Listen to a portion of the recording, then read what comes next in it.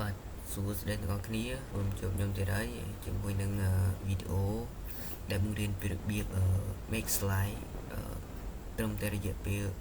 bây giờ thì dừng aiធ្វើ slide បានយ៉ាងស្អាតជាមួយវីដេអូនេះផងនេះអាចជួយដល់សិស្សនិស្សិតយើងឲ្យងាយស្រួលក្នុងការធ្វើ slide ចំណេញពេលវេលា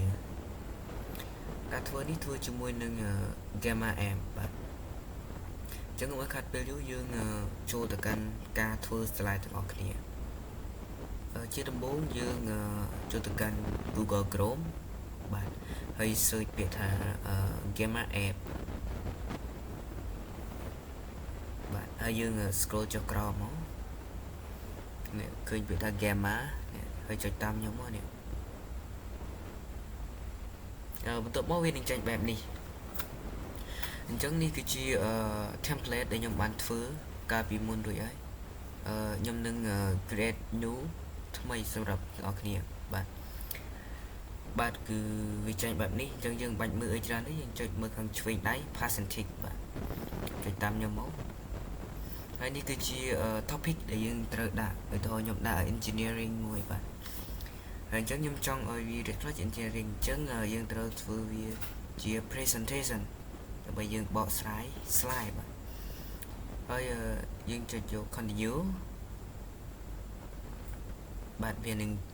ចេញមកនេះបាទសូមចាំតិចដោយសារ internet slow បាទអញ្ចឹងវានឹងចេញមកបែបនេះអញ្ចឹងយើងអាចរើសចង់បានប្រហែល slide 10 slide ក៏បានដែរសារតែខ្ញុំអត់ទាន់បាន update ខ្ញុំដាក់តែ9 slide បាទលើ slide ទៀតទៅយើងត្រូវ pay លុយបាទយើងដាក់បានត្រឹមតែ10 slide ទេសូមជៀបផងដែរនេះគឺជា language ដែលយើងចង់ដាក់បាទខ្ញុំដាក់ជាអង់គ្លេសយើង continue មកបាទវាចេញបែបនេះយើងបាច់ follow អីច្រើនទេយើងដាក់ generate ចុចតាមខ្ញុំ generate បាទរងចាំបន្តិចដោយសារបញ្ហាអ៊ីនធឺណិតបាទវាងាយស្រួលខ្លាំងមែនទែនក្នុងការ make slide ដោយចំណាយពេល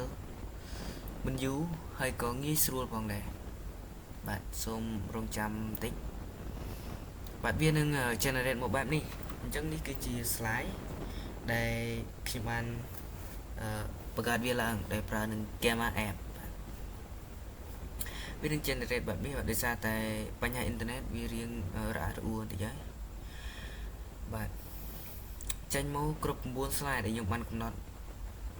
អញ្ចឹងខ្ញុំកំណត់9 slide បាទវានឹងចេញមកបែបនេះឃើញថា slide វារៀបចំមកទៅស្អាតមែនទេមានទាំងរូបភាពមានទាំងអក្សរមានទាំងវា explain មកគឺថាច្បាស់ខ្លាំងមែនទេបាទខ្ញុំមើលរូបភាពឃើញថាស្អាតបាទជើបဆိုយើងប្រើប្រាស់ PowerPoint យើងធ្វើខ្លួនឯងវាក៏មិនងាយស្រួលដល់ថ្នាក់នេះដែរវាក៏មានបញ្ហាខ្លះក្នុងការធ្វើ slide បាទប៉ុន្តែយើងធ្វើបែបនេះវាងាយស្រួលសម្រាប់សិស្សនិស្សិតដែលអត់សូវមានពេល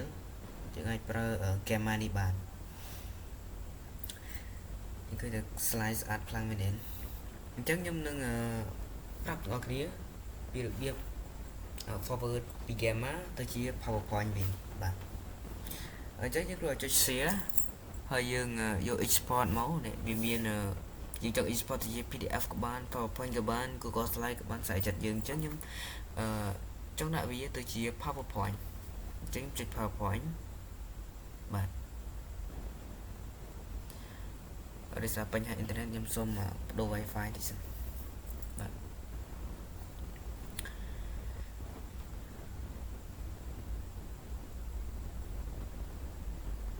បាទសូមរងចាំខ្ញុំនឹង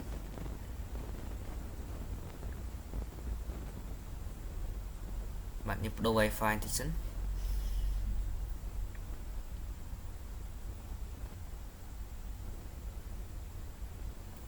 បាទឃើញថាវាបានហើយយើង